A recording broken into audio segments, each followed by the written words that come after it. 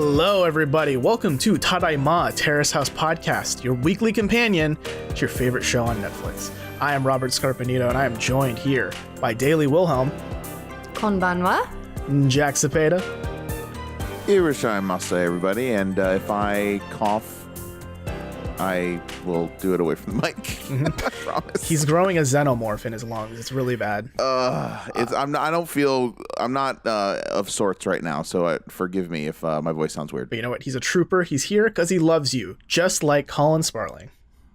Hi, everybody. You know, Jack's sickness reminded me of something. This is probably just a me thing, and I'm probably about to embarrass myself, as usual. But elementary school, do you guys ever have one of those moments where, like, you sneeze, right? And you're like, I'm trying to contain this sneeze.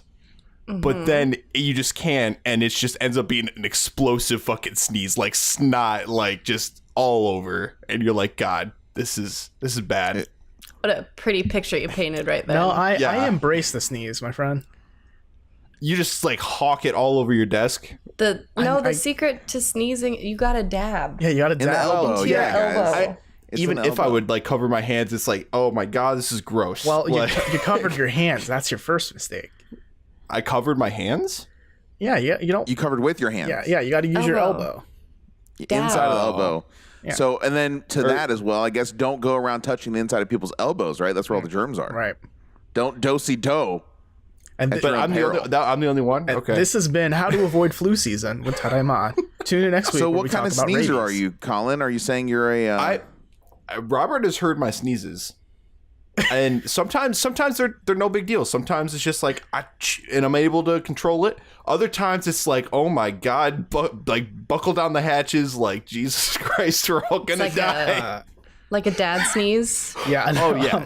I'm about to do what do they call that? An intervention. Colin, all of your sneezes are bad. yeah, pretty much. There are no good ones. I'm with you, man. I'm your brother in Yeti sneezes. I sneeze like a damn Yeti. Yeah, it's dude. It's like death metal scream and everything. Yeah, and cool. Coincidentally, my nickname was Yeti in 6th grade. And by the way, if you're listening to this podcast and you think you're the first person to say, "Did you lose your lung?" You're not. That's it. What about you, Robert? I didn't lose my lung. No. What kind of sneezer are you? A dabber? A dab sneezer? I guess. Just a normal ass. I just normal sneeze. I don't have a loud dad sneeze that erupts my lungs every time. You've considered sneeze daily? Yeah, daily. My sneeze? I guess we're talking about this. I don't know why. I try to practice good sneeze hygiene, I guess, Same. and dab every time. I definitely, I might actually be a father because my sneezes are fairly loud. Mm. Oh, really? Yeah. The kind of sneeze that flexes your windpipe, makes it stronger.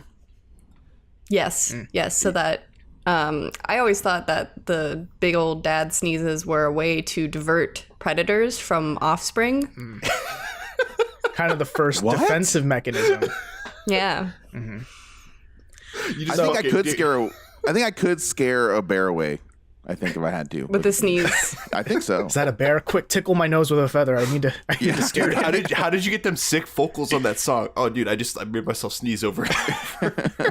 All right, let's bring us back to Terrace House, guys. Remember Terrace House? That show where I don't think we've actually seen a single person sneeze on that show. I think about it. These are like the lost tapes of our show. Fuck Terrace. They'll probably edit it out. I want to see like just a lost tape of it's just everybody sneezing. A supercut. A supercut. Yeah. I want to see a supercut of sneezes, but set to the song like Mountain of the Lion King or whatever, the one that goes like ba ba ba ba ba ba ba ba ba ba ba ba.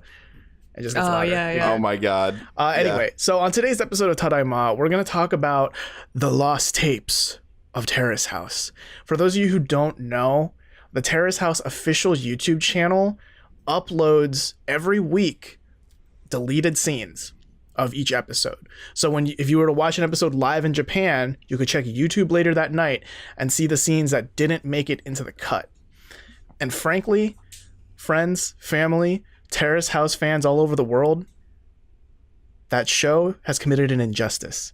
because they've cut out the best scenes from every episode and placed them far away, committing the worst crimes ever imaginable on TV. Some of the best Terrace House I've ever seen in my life, and I've seen a lot of Terrace House, is in these lost tapes. So if you haven't seen them yet and you want to go, we're going to be talking about them. So click the link in the description, go there and come back, because holy shit. Yeah, and they go by, it's worth noting that they go by the name on their YouTube channel as Another Terrace. That's what these little mini episodes are called. So yeah, that's what to look for, I guess. Yeah. It's the same source that we got the exit interviews for Noah and Sena in an episode we did a few weeks back. Yeah, the problem is that these are, on YouTube, accessible to everyone, but we are the English-speaking Terrace House podcast, and you guys don't speak Japanese, so Yeah. Nani? Nani sore? それから But even if you speak Japanese, though, right? Like, was it like super easy to follow, Daily? I mean, if you're good with like conversational Japanese, there's definitely, at the level I'm at, it's like maybe 60%, and then there's some very specific vocab that it's like, wait, I don't know that, etc. But it is just fun to watch. Yeah, so we're relying on the same people who translated the Noah Sena Eggs interviews, Costco subs. So shout out to them.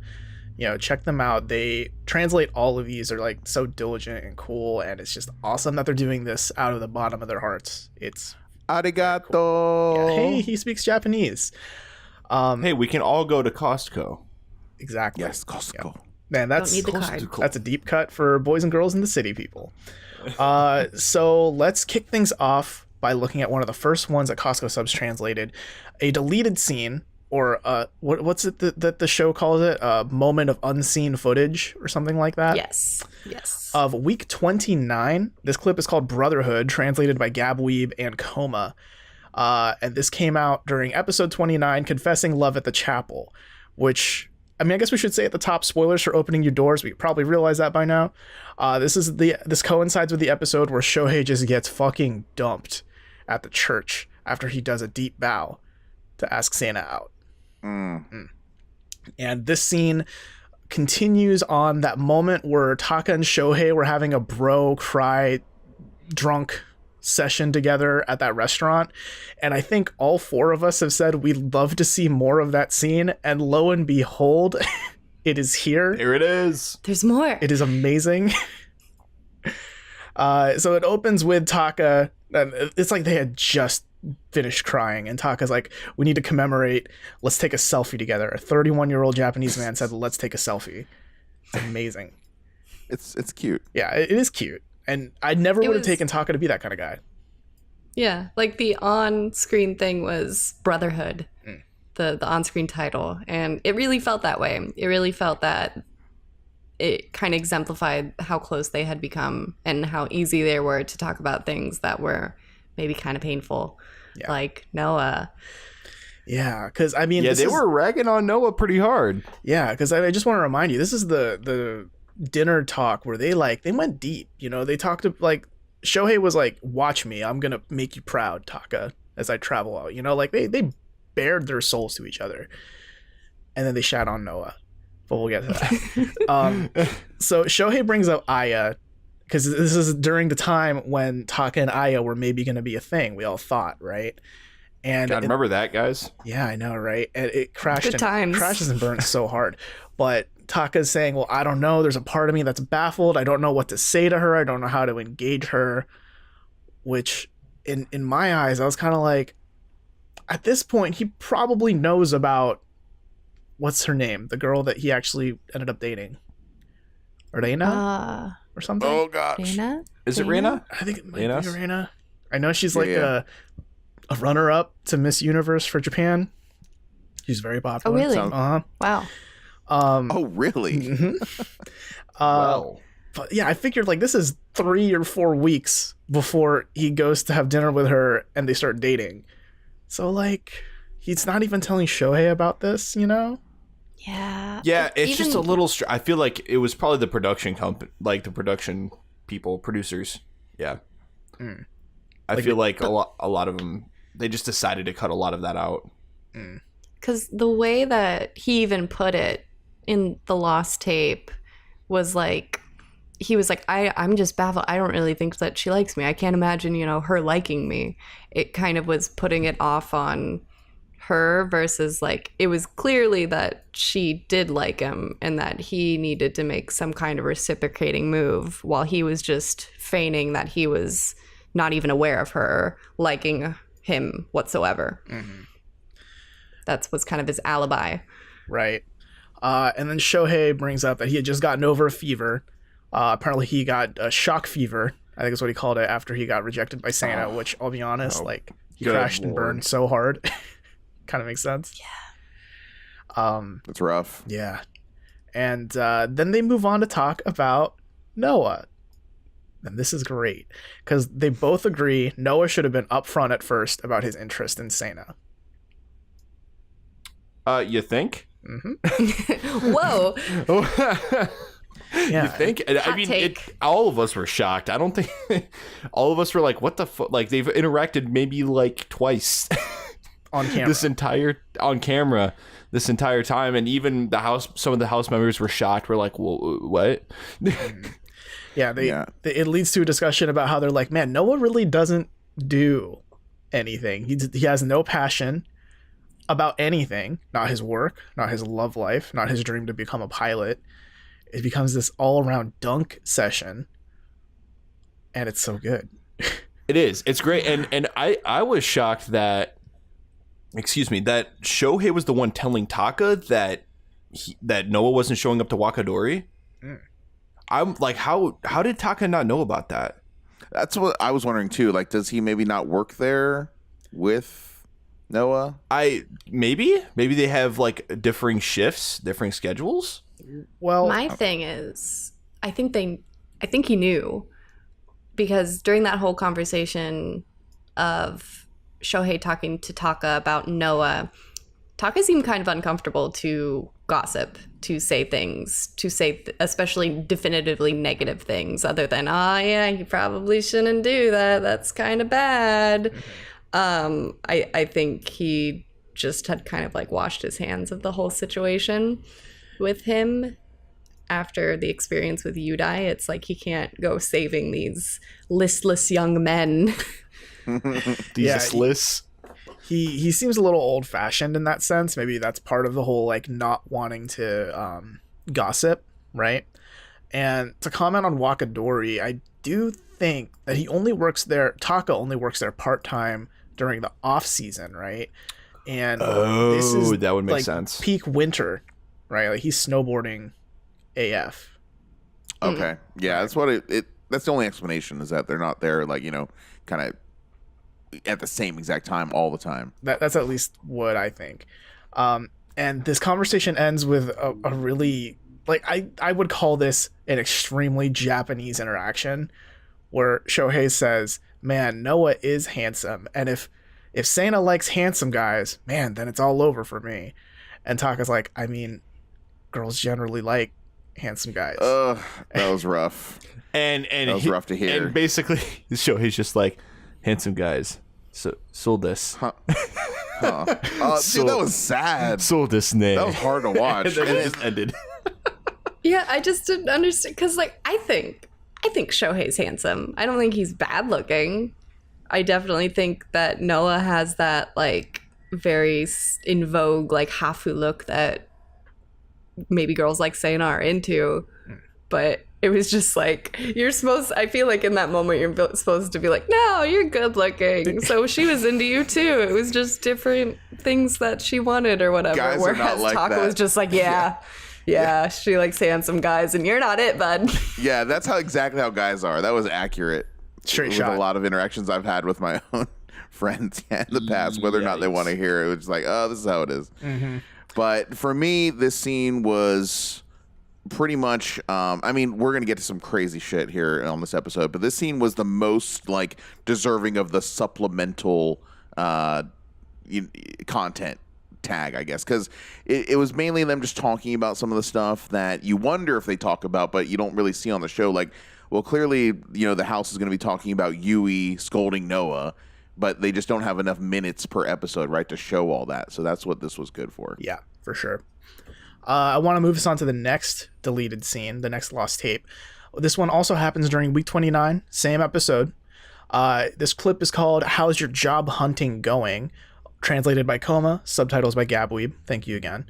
And this one focuses on Aya and Yui, and they're sitting in the girls' room. I can't exactly place where this would happen in the episode. This feels like a very self-contained scene, not necessarily following or preceding anything. But in this moment, we get a kind of a good look at just how diligent Yui is. I mean, I think we all kind of know based on how long we've seen her interact that she's definitely a type A personality, needs to have, or no, type B, whichever the one that like, It's type A. yeah, that needs a lot of preparation, right? Like she's totally that. Right. And yeah, she's Notes got, for days. Yeah, she's got like notebooks on notebooks about all these jobs and companies she's trying to go for. She bought a notebook specifically for people looking for a job. I didn't even know that was like something you go to the store and buy. Like, I'm looking for a job. I need that notebook. Okay. Well, I don't think they make. I don't know. It was an actual like labeled as a job or a company summary. Yeah, Was it? I thought it was like the way she said, like, this is a specific kind of notebook for people looking for jobs. I thought that's what she said. I think she bought a notebook and then like a blank one and then wrote notes in it. I thought she had a name for it. Okay. Yeah, I mean, she named it, but it's not like it's not like you go to Daiso and it's like, here's a job hunting notebook for you. It's just like, here's a notebook. No? Okay, that's how it was represented to me. So she's just like that then. Yeah. She be like that. He's very type A. Very, very type A. And she kind of goes on this tirade of like, I applied to this company, I applied to that company, but this one called me, but I don't really want them, but I'll take the interview anyway. And my first choice didn't get back to me. And, it's just a lot of kind of, I mean, in some ways, very menial, boring stuff, right? Like we all watch TV to get away from talking about work. Yet here the show is talking about work, talking about finding work. She even mentions that she has some friends who take interviews just for the sake of taking interviews, like for the practice. Mm-hmm. Right. Which, yeah. I think, That's a cool thing. and I think that's, which is actually, that was kind of surprising to me because I felt like that was a pretty Western thing to do. Right. And even Yui herself says that, yeah, I don't know if I'm about that because it feels kind of rude, even though I'm kind of doing it anyway. But that sounds like a very Western thing to do. And with how collectivist Japanese culture is, you feel like, you're disappointing a lot of people, right? If you're going there, you just have an interview, they end up offering you the job. You're like, nah, I'm good. Yeah. And you just do that a lot. Right. And Aya kind of goes into detail about how for her, it's like a little tough. Like she doesn't even want to think about applying for new jobs because she's still in school. She's only 20 years old.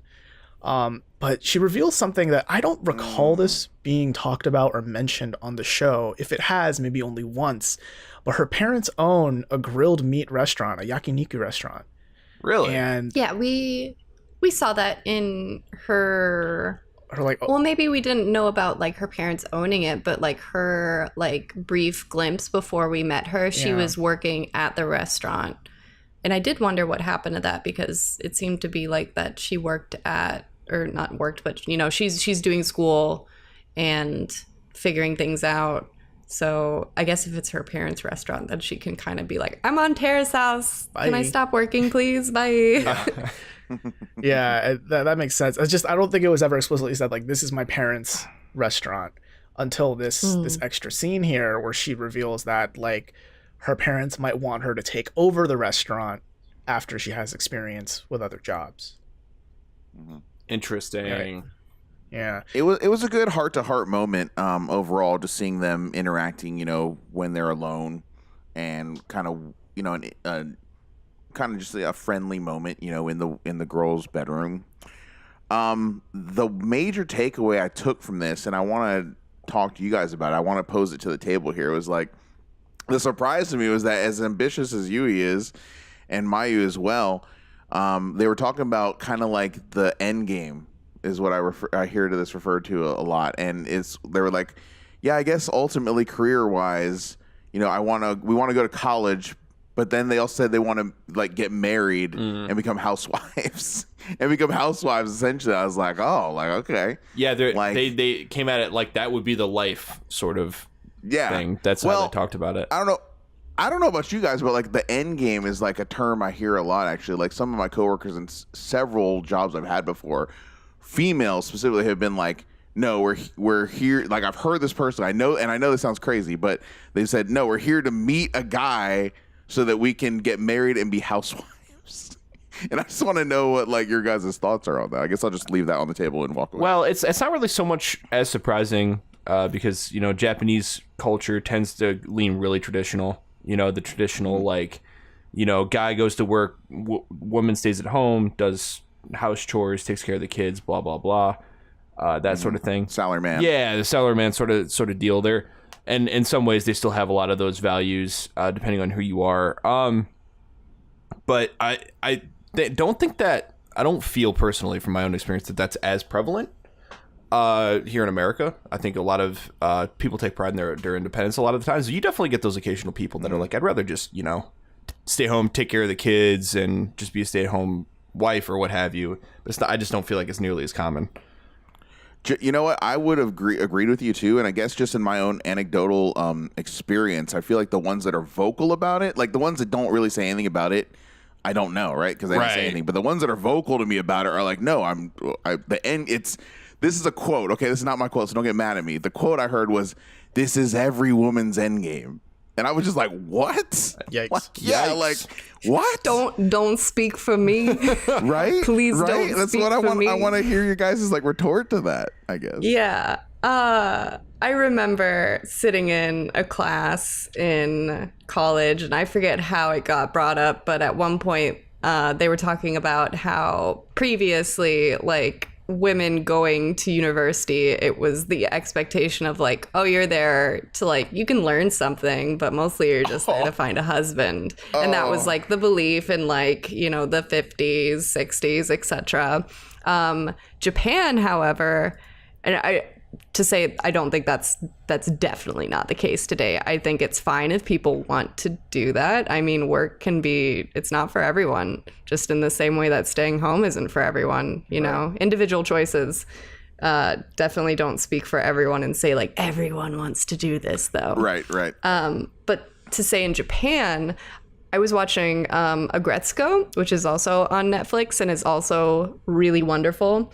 She hates her job. That's like the whole conceit of the show. And at one point she views the exit from that, rather than like going and doing another job, would be, I need to start dating and I can get married and become a housewife. And that will be my escape from that. And I think maybe in Japan that's still, you know, a feasible thing. Whereas here, even if someone were to want to do that, it's not really economically feasible. And I think it's definitely in some ways like societally frowned upon. Like you're not supposed to want to have that, even though like I guess feminism is supposed to support like do what you want, versus I think some people interpret that as like you're supposed to be independent. I don't know. Look, here's all I'll say. If there's one thing that I can say blanket statement about every human being on the planet, is that we're all, they want to be housewives. We're all different and want to be housewives. Yes. I want to be a housewife. Someone wife me up. There you go. Hey, you're here Are first. you married? Jack's, Yes, I'm kidding. Jack's on the market. Guys, I want to stay home and play video games. Don't we all? that's the life. That's it. Every gamer wants to be a housewife. That's what we're saying, right? Put that on a t-shirt. I want to be a house husband. God. Give All right, let's move on. Just giving the news more ammo for gamers. There you go. Here, let's move on to the next lost tape, because this one's buck wild, y'all. This is like maybe my favorite one, and I alluded to this I think in last week or 2 weeks ago's episode. No. Shohei's short story. This is episode 30, a farce. This episode, I believe, is when we start getting hints about, hey, Noah and Sana might be a thing, you know, maybe, who knows?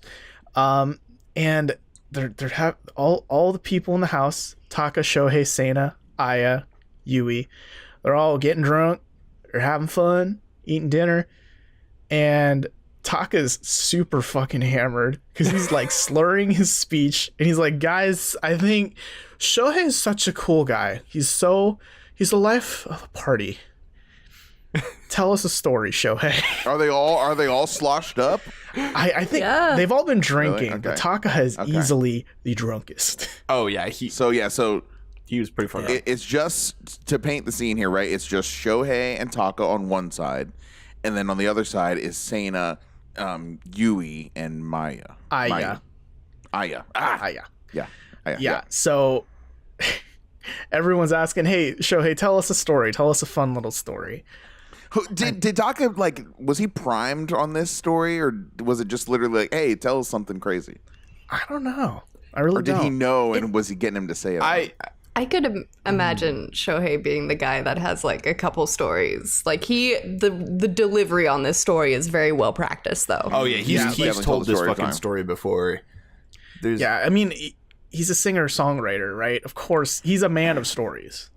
I thought I had good stories. Nothing compares to this story. Yeah. So I'm just going to give the bullet point description of it, because if you have seen the story already, you already know it. And if you haven't seen it, I don't want to spoil it completely. And I mean, you should go watch it. It's really good. Really you should absolutely go watch it. One of the best smash cuts in Terrace House history. 100%. Yes. So Shohei starts telling the story how about he was 5 years old. He was hanging out with his two cousins who were both 10 years old, and all three of them wanted to ride one bike because that goes well. And he's sitting on the back, and his cousins are like, hey, keep your legs spread eagle so that way it doesn't get caught in the wheel. But believe it or not, a 5-year-old's muscles aren't that great, so his legs get caught in the wheel. And he loses some skin on his right ankle, I believe. That would suck. Yeah, it's rough. And so he goes to the hospital, and doctors are like, well, we need to graft some skin onto your ankle. And the place that has the most good skin tissue is around the groin. So I guess they take some skin from his pubis, put it on his ankle, and then when he hit 6th grade, he was like, oh, hey, look, there's little hairs coming around my peeper. And then his ankle got itchy. No, then he reaches down. Yeah, go ahead. Yeah, he scratches his ankle and he's like, that's some rustling. That's a little weird. Starts to hear a rustle. And then he takes off his ankle. He's got a little bush down there. The man is growing like 3 pubes on his ankle now as a result of a skin graft from a bike accident when he was in 5 years old. 5. I think so, yeah. Right? 5 years old. Dude, I didn't know that could happen. I didn't know that was a thing you could do. Human body Makes sense. Makes sense. I was almost passing out from laughing so fucking hard. I was crying. I couldn't was believe in fucking tears. My wife and I were was just- hooting and hollering. So deadpan. Like, I did not see what was coming. I did not know. I wasn't able to brace myself whatsoever. No one at the table was either, except for like everyone was kind of freaked out when he started talking about like that he got all cut up and like all the skin on his leg was gone. Taka couldn't even fucking look at him. He had his hand on his face. Fucking dying. The thing about it was Sana was repelled by the story. She didn't want to know anything about it.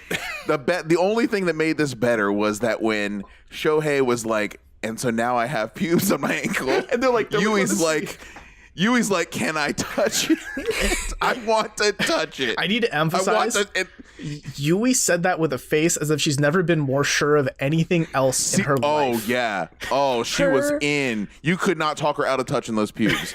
She was excited about it. And they even were like, well, wouldn't that be your first time? Yeah.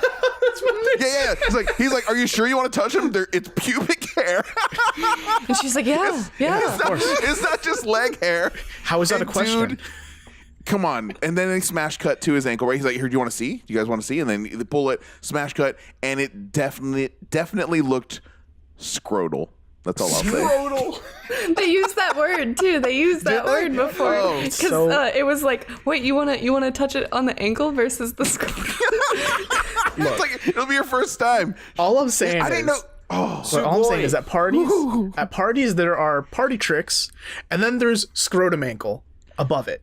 Like there's nothing that tops that. So listen. So this is long. This goes back years, right? When I was living in Columbus with my wife, my girlfriend at the time.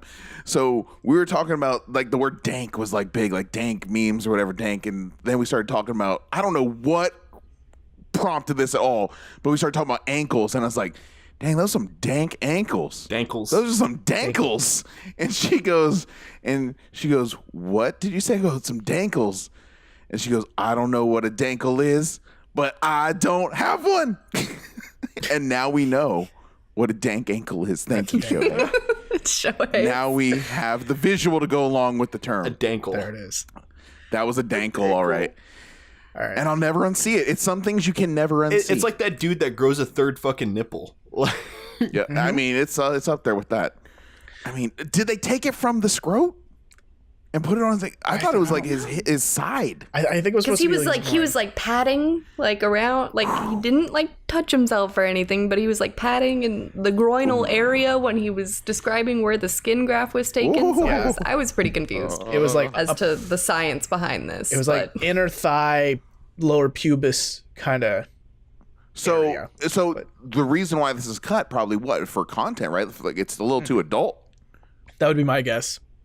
And that actually might be everyone's. it might be the truth of it with some of the other ones we need to talk about today. Ooh.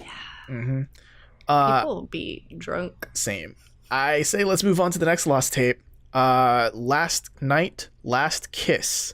This happens during week 31, Rambling Rose, which if you guys remember, that's the one where Shohei writes a beautiful song about his time on Terrace House and surprises everyone else in the house with a really weird backyard concert where he brings more equipment than people to do this concert. So I saw the title. I saw the title of this Another Terrace House, and I was scared.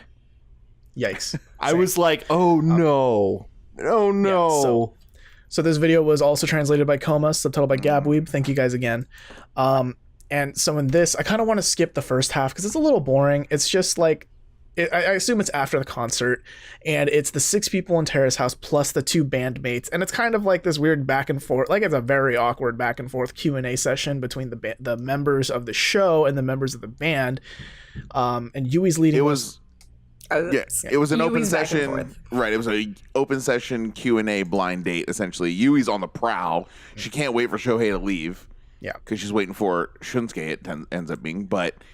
Yeah, it was like she was dominating the conversation. Yeah, Sana jokes how this is like a wedding interview, and like it's some good levity, but nonetheless, the bandmates leave.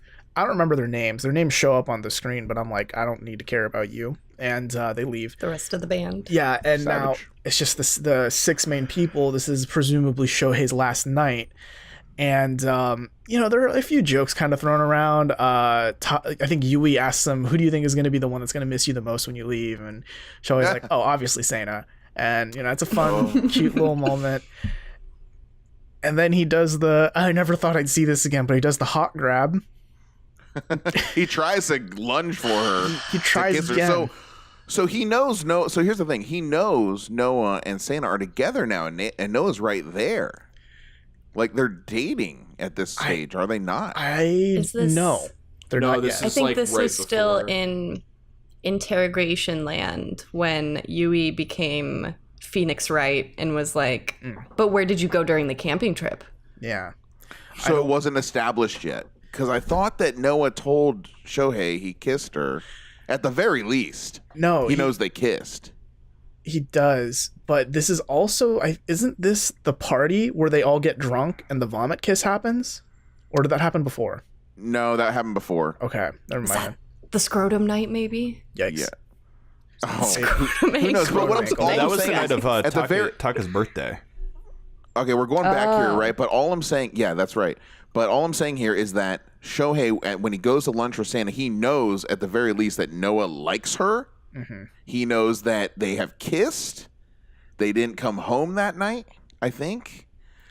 He knows that... So I might get corrected here, but he also knows that Santa doesn't like him. Yeah.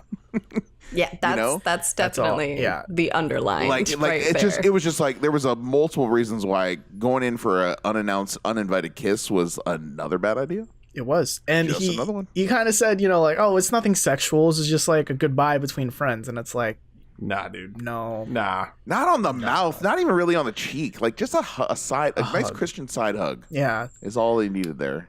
Yeah, it went way too far. Taka kind of egged him on. Yeah, that's kind of the problem too. Like I think it would have been really funny, like if he had like pantomime doing that and like freaked her out because, you know, she was trying to be like, oh no, you're not supposed to do that. But I feel like she was like, honestly, like, stop. Because she was like, I got to be on my guard now. And one thing, she was trying to play it cool, but yeah, she was uncomfortable. One thing I wanted to point out in this scene is, you know, we do mention like Shohei knows all these things about how Noah feels about it. But I don't know if you guys are paying attention to Noah. He looks high as fuck. Yeah, he definitely was drunk or something going on. I mean, he was blazed out of his mind. He was just like, this is happening. they're all trying to play it cool. They're all trying to play it cool, and I like this is like just indefensible. Like I cannot condone this buffoonery. And everyone is just like sitting there watching. They're like, guys, what the fuck? Y'all, could you not? Yeah. And one thing I want to leave you with is this to me is just like, like it's done. Case closed. Shohei is bad at relationships and romance. Because if you remember, during Seina's exit interview, one of the things that she was like about Shohei was he wasn't aggressive enough. And we were all like, yeah, we agree. And now we're seeing this extra thing where he's choosing to be aggressive at literally the worst time to be aggressive. Mm-hmm. It's like, dude, come on. I wonder if he got that feedback at some point, like if there was another conversation or like Seina told someone like, oh, I just didn't like him. He wasn't like my type. I like my guys more aggressive. And then he took that as like constructive feedback and was like, now I'll go for it. Yeah, it was like, dude, logical. No. Not cool. Ooh, it was rough. It was awkward. Yeah, so hey, I feel really bad for her. Speaking of awkward, let's do a deep dive on Taka and Aya's awkward date in the next Lost Tape, shall we? The next one we're looking at here is called Maiden in Love, translated by Gabweeb and Coma, subs by Gabweeb, thank you. Week 32 is where this lost scene is happening, the episode called The Last Love. And I believe this is the one where we get to see Seina and Noah tongue down hard. Thank you for doing that, Daily. For those of you yep, she just did a whole tongue down. It was great. But so during this lost scene, this lost episode, we get to see Taka and Aya go on a skate date. Well, we get to see an extension of it. So we get a few more clips of Taka kind of coaching her how to ride a very shallow half pipe, like a super hold the shallow. rope. Yeah, it was cool because that skate park had a section there for beginners that didn't know what they were doing. That's cool. They need more skate parks like that. Yeah, and then we get to see Taka embody his inner Tony Hawk, and he does a few grinds on the half pipe, which was neat, I guess. But stick to snowboarding, my friend. And then it transfers over to the other part of their date at Atelier de Fromage, which is like place of cheese or something. That's where I want to go. Place of cheese. I don't remember exactly what. Yeah, I don't remember exactly what Atelier means, but it's like it's a series of Japanese role-playing games. That's exactly. Yeah, seriously. Apparently, cheese is more addictive than crack. Good to know. Yeah, I agree. And so now we're seeing this conversation between Taka and Aya. And I don't know about you guys, but I thought it was just incredibly awkward and uncomfortable. Well, now, like, the veil has been pulled back. Like, with this supplemental material, a lot of my questions about Aya have been answered. And, like, it really is like, oh, so I don't really blame Taka that much anymore for really not having that switch go off in his head. Like he said, like, he was waiting for that to happen, but he couldn't flip the switch and, like, fall in love with her. She just was way too treating him like, listen, like, don't treat someone like a rock star if you don't want to be treated like a groupie, kind of saying is what goes around, right?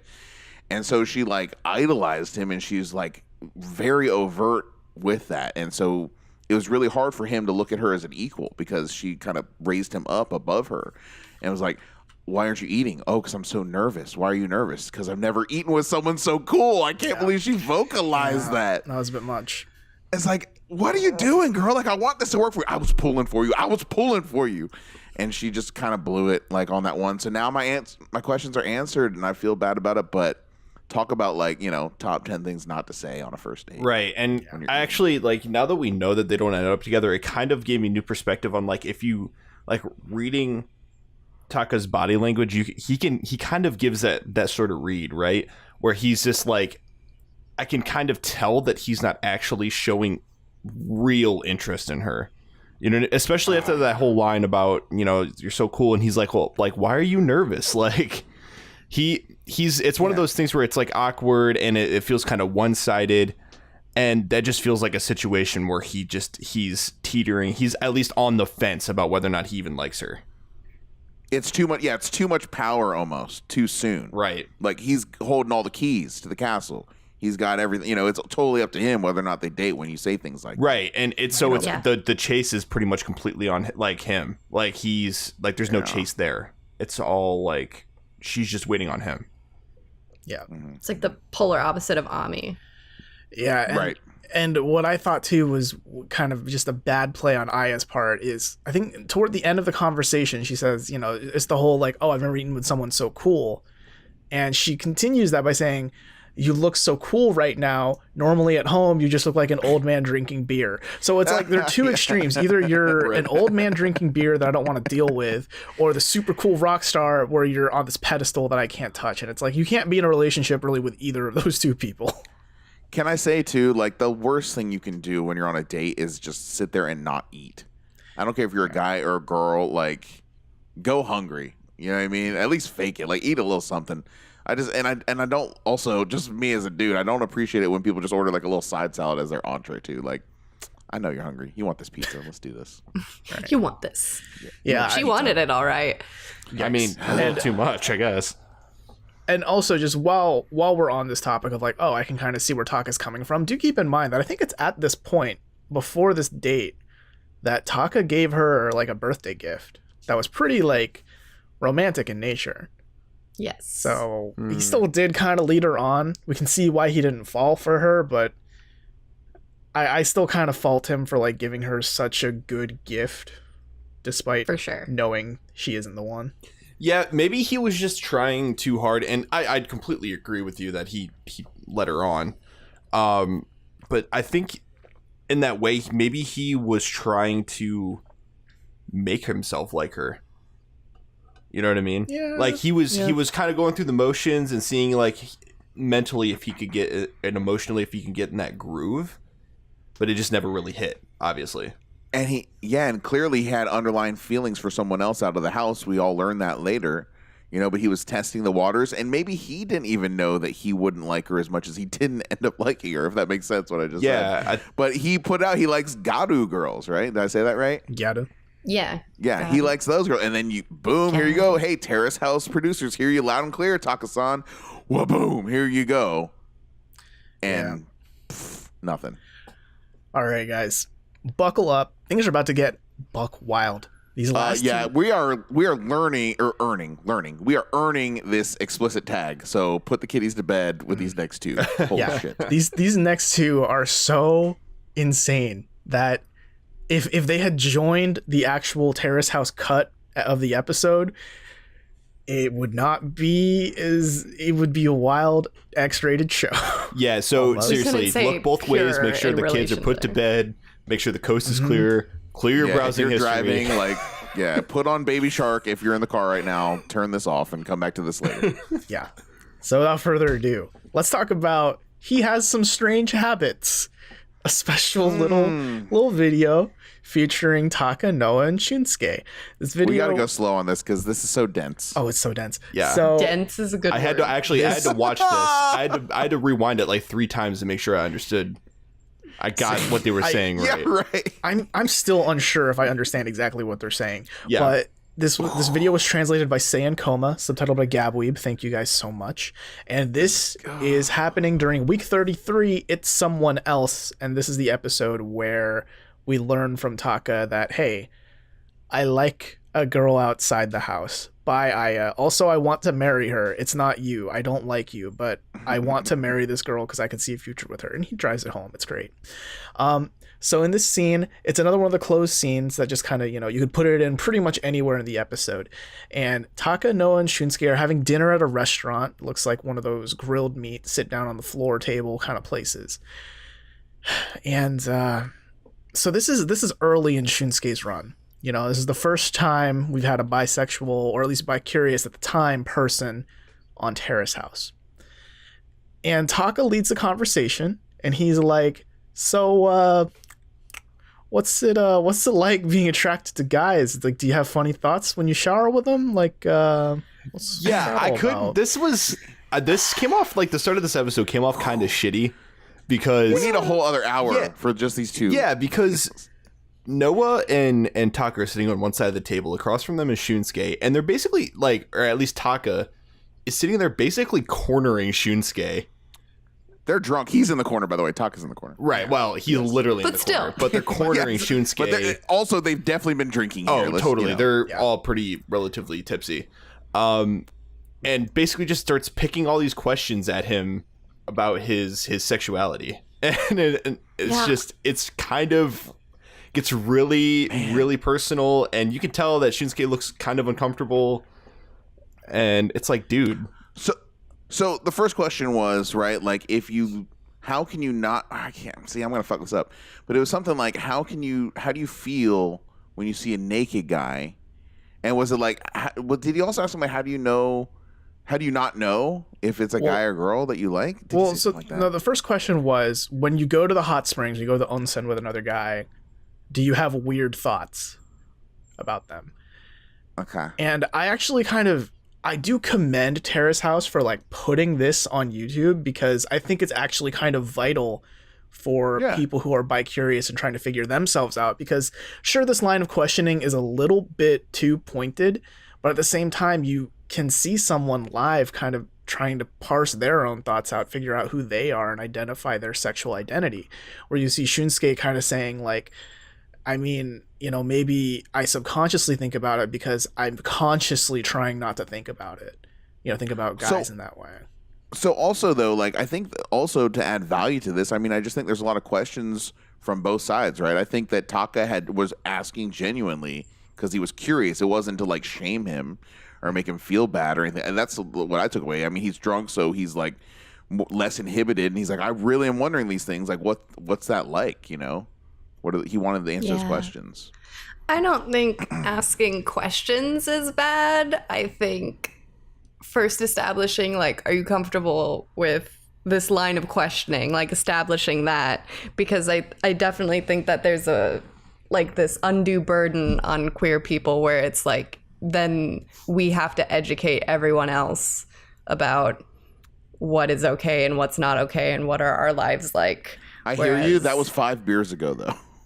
Yeah, like, yeah, Taka was it. I mean, overall, the conversation definitely crossed a huge line. I don't know if Shun was okay with that the entire time, but at one point, everyone kind of joined in and went ahead and divulged details about their sexuality anyway. So Right, and they kind of started, I guess, shaming Taka a little bit toward the end.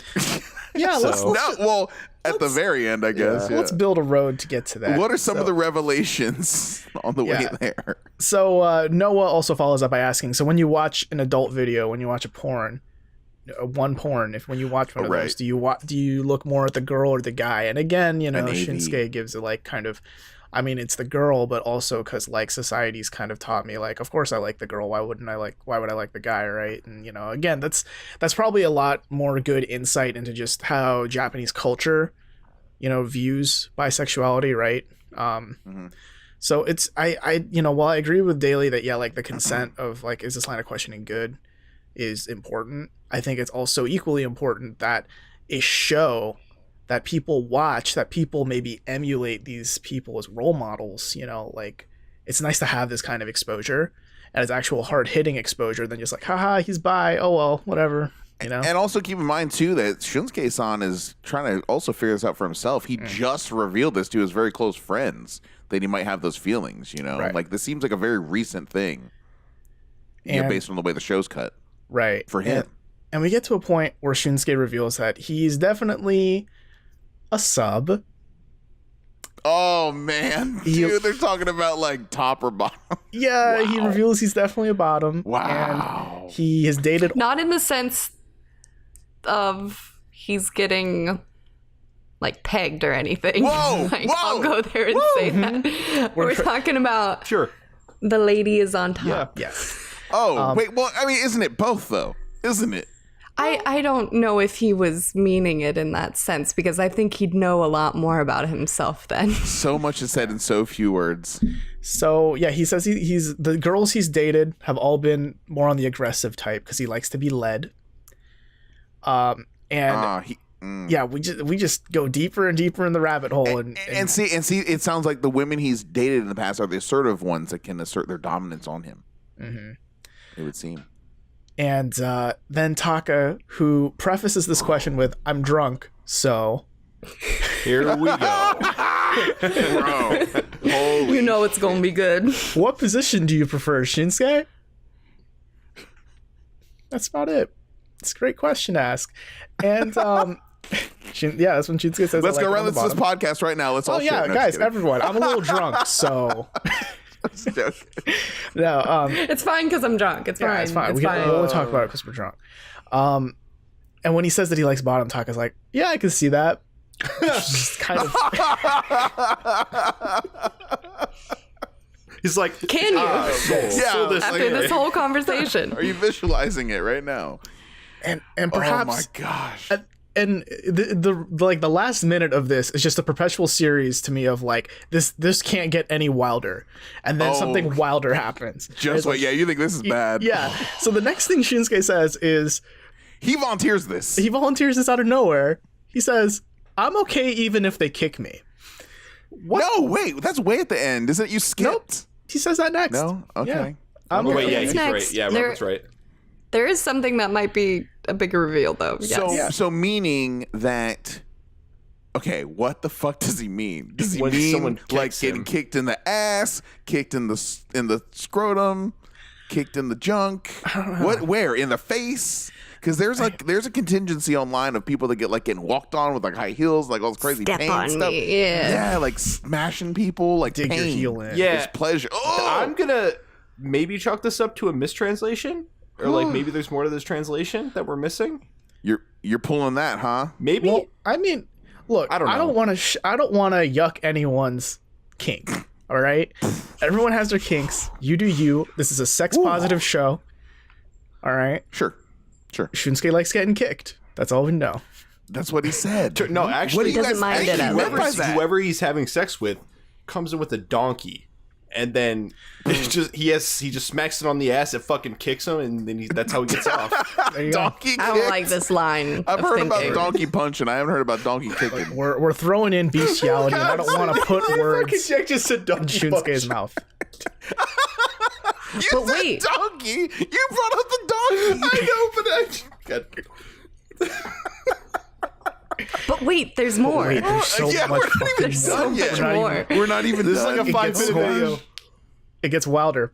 And then Shunsuke says this again of his own volition. No one asked him. No one prompted him. He was just like, here's an awkward silence I need to fill. Whenever I say this, I'm always shut down. But I don't want them to wipe after going to the washroom. Holy crap. Literally. the word is still. I don't exactly understand what the fuck they mean by that. I don't. I was hoping. I'm hoping it's not the worst thing that came into my head. So in Japanese, and Daily, you might need to help me out here, but I'm pretty sure he distinctly says toilet, right? As in toilet. Yeah. And That's usually just, it's not like going and washing your hands. There's a different word for that. so he prefers it when they don't wipe after using the toilet, which for guys, that's mostly one thing. For women, two different things. Do you want to throw a number out there when you were describing what he's meaning? I'm thinking We don't know. We don't know. we don't know, but I mean, scats on the table. You said it. It's not off the table because I was really getting hope it's this not like that. Oh my god. Because I was I getting. don't like that phrase. I need to vibe. clean a table now. I know. I need to find some. I need to put some. where's my Mr. Clean? Where's my disinfectant Lysol? on this Where's microphone? my fucking Yeah, bubbles? seriously. I Wash my don't hands know right why now. you guys are acting so violently. I'm talking about like skip bop bobbity boop bop. Right, Oh, Scatman. The door. Yes. Oh, silly us, Robert. No, So but, like the craziest But- thing two here. people out of the three in this video.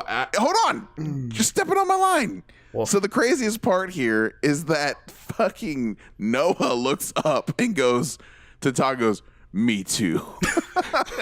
He's like, "I'm the same way." And then Taka's face like, "Oh, so I'm the odd one out of this table." And I want to drive this home. Noah says it in a way so defiantly. He's like, I want to inform the table that the person sitting next to Taka also feels this way.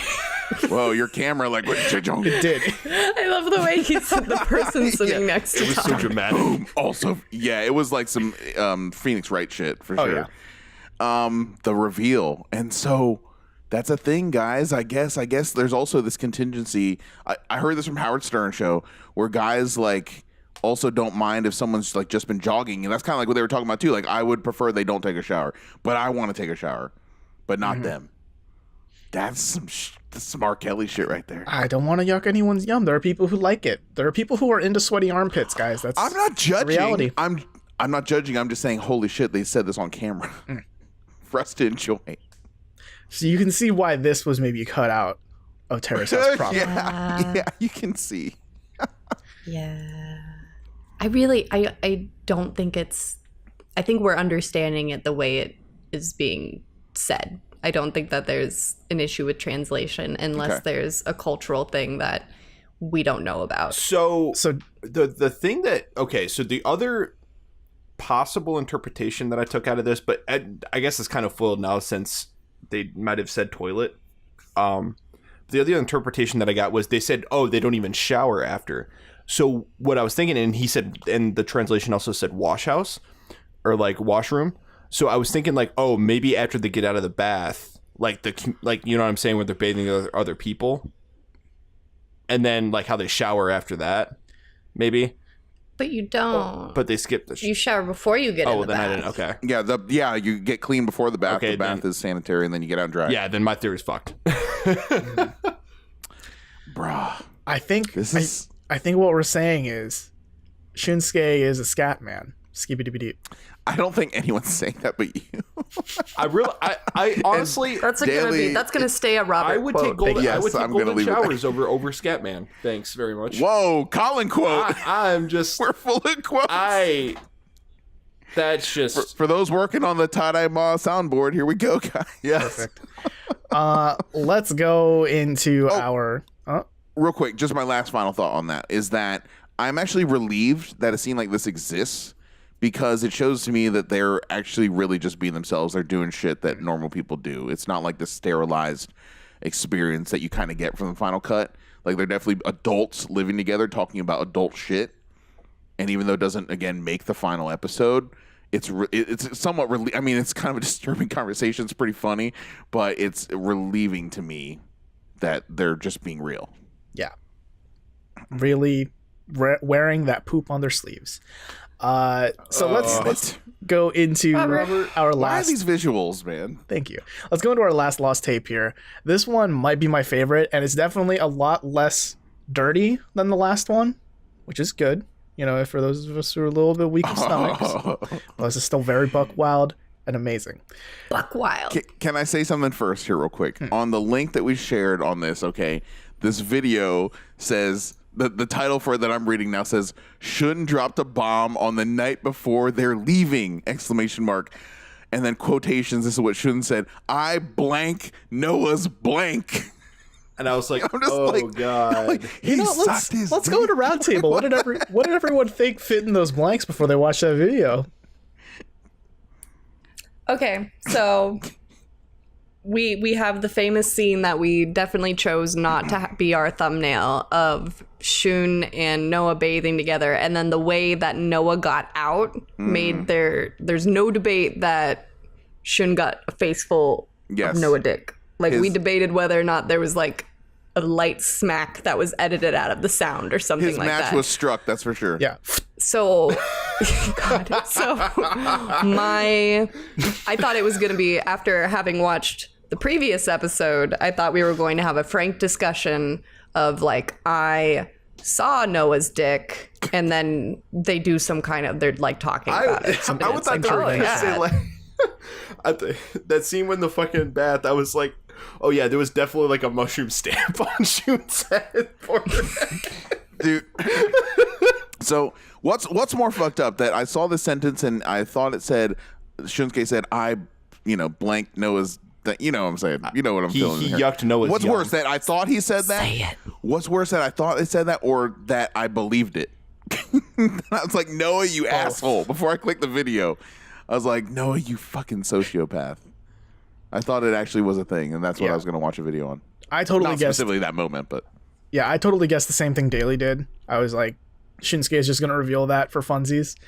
that he saw it. Well, duh, everyone knows that. and so Everyone's seen it. No, everyone knows he's seen it because they were in the shower, Yeah. or the bath. so this video was translated by Koma and Sei, subtitled by Koma. Also happens during week 33, the same episode from the last one that we talked about. And I think for a fact that throughout our part 5 reviews, we all kind of talked about how we wish we saw more of Shunsuke, because the times where he shines on the show, it's like you can tell he's a funny guy. Like, he talks about how he was going to ask Soda out, and he jokes about like, let me get in his face and all that, right? Like, he's funny, he just doesn't get enough screen time. This video might be the funniest fucking Shunsuke moment on the planet. It's so pretty good. So it opens. So much personality. Yeah. So it opens with Seina, Yui, Aya, Noah, Taka, and Shunsuke all eating dinner at home. And there's kind of this awkward energy at first where Taka's like talking to Aya, like, do you have something you want to say that you can only say today? And I'm like, shit, are you out, like trying to get her to yell at you before you leave? Like, I don't know what's going on here. This is weird. Oh yeah. And then they all start dunking on Noah, which is like my favorite thing, because Taka's like, I'm going to tell a story about Noah. One time when I was taking a bath, Noah came into the changing room and left the door open after I bathed. And I was like, what the fuck, man? And Yui piles on and says, yeah, Noah leaves his laundry everywhere. Dirty underwear and laundry in the sink. That's nasty. Yeah, onto the bathroom sink. That's fucking nasty. gross. Yeah. And Noah like weirdly takes it in stride. Like, he's almost proud of all this. He's like, yep, I did that. That's me. piece of Yeah, shit. I'm incorrigible. Yep. I leave dirty underwear everywhere. I'm just a rascal. Sorry, I saw Daly's point. Do not no one clip this. No. Yeah. So the reason we're laughing, we have to describe this. The reason we're laughing is because Daly's husband's in the background, and he just hears her saying these words totally out of context. And when she said that last line, he just looked up at the camera like, "What the fuck?" We're not married yet, but now he's definitely not going to marry me after hearing that. And I just want to point out that that's the next thing her boyfriend hears. All right. Okay. We'll push on. We're soldiering on. Yeah, all Let's go right. on. Okay, so back to dunking on That's good Noah. shit. Back to dunking on Noah. Yes. And then Shunsuke reveals, and this is wild, but he says, so yeah, I moved here about a week ago. Didn't bring enough underwear. So I wore some of Noah's underwear to kind of, not go around commando. And Noah's like, I didn't even notice. That's how much. Yeah, I have so much underwear. Yeah, it's that's a surplus. Like, dude, like to Shunsuke, like, A, like you knew you're coming to Terrace House. What do you mean you don't have enough underwear? And B, do they not have Amazon Prime now, or is there not a fucking Walmart around or a Costco? I don't know. Like, what the hell? Like, the logical step is, clearly I'm going to steal someone's underwear and just wear it and not say anything. Yeah, and Shinsuke's first, defense is that, don't worry, I washed them after I wore them. And Noah's first reaction isn't, what the fuck, man? Or it isn't, why didn't you ask me first? It's, they felt good though, right? You liked wearing my underwear, didn't you? That was pretty funny. Actually, of him. Yeah, and then I've been Sana weirded chimes in and she's like, so what did you think of that? Yeah.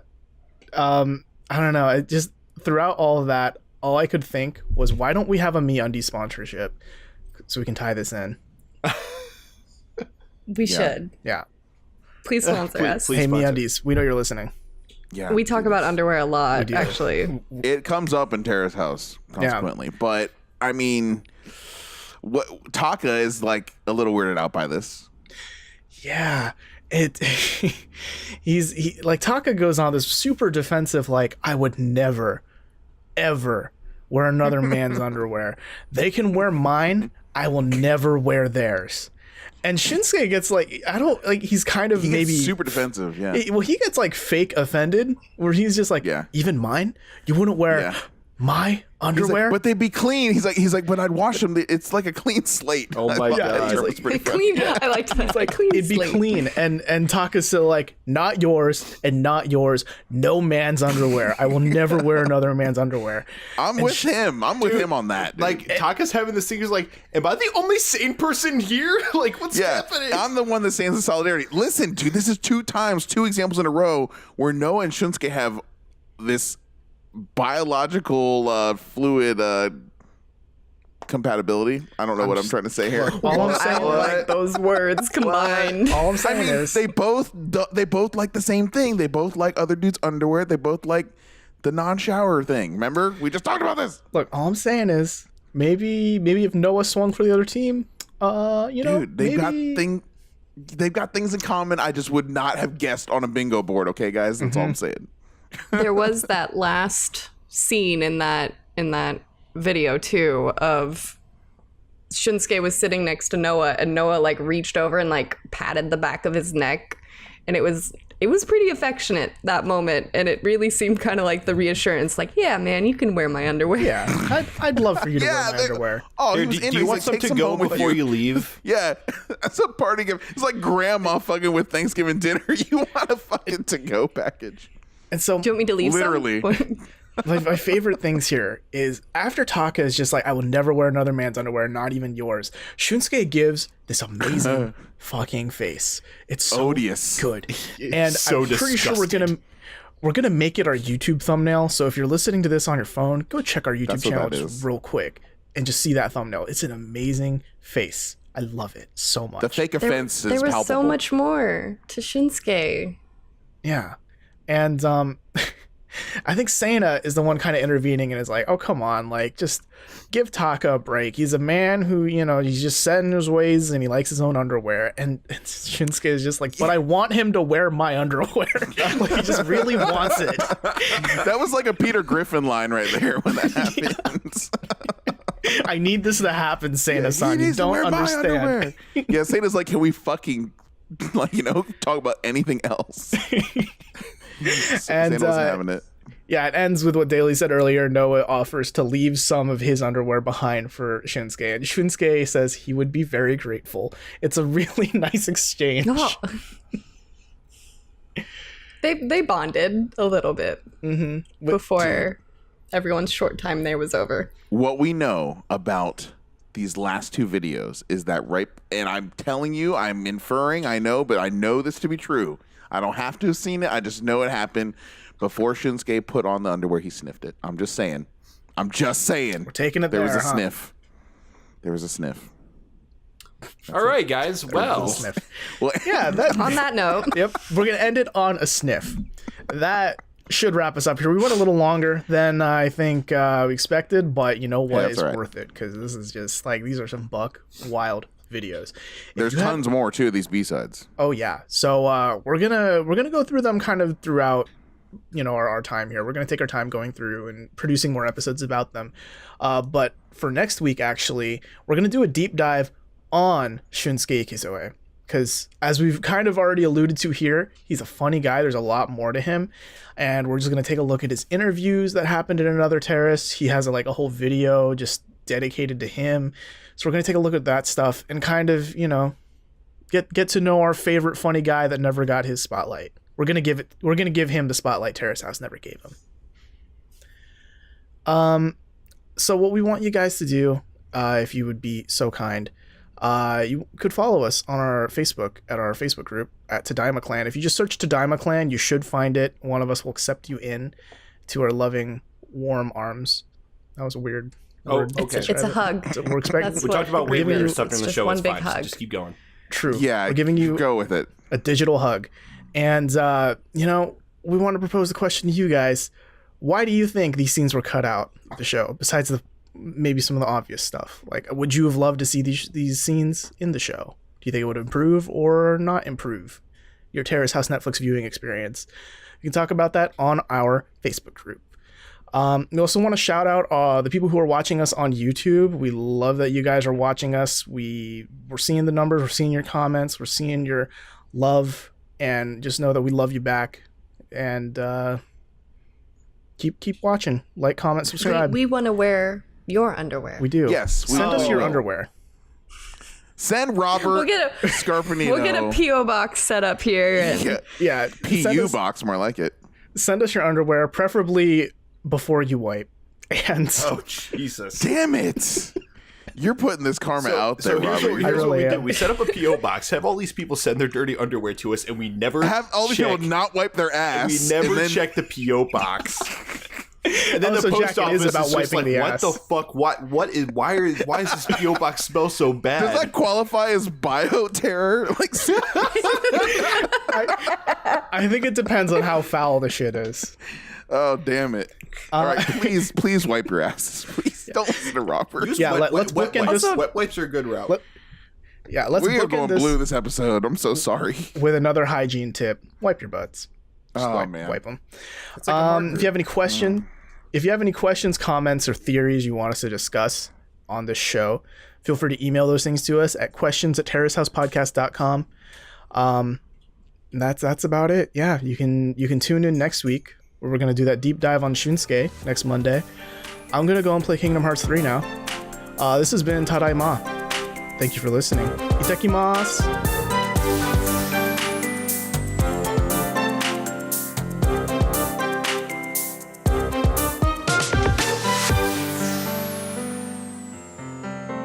Email us at questions@terracehousepodcast.com. Follow us on Instagram at Tadaimagram, on Twitter at TadaimaPod, and check us out on Facebook and YouTube at Tadaima, a Terrace House Podcast.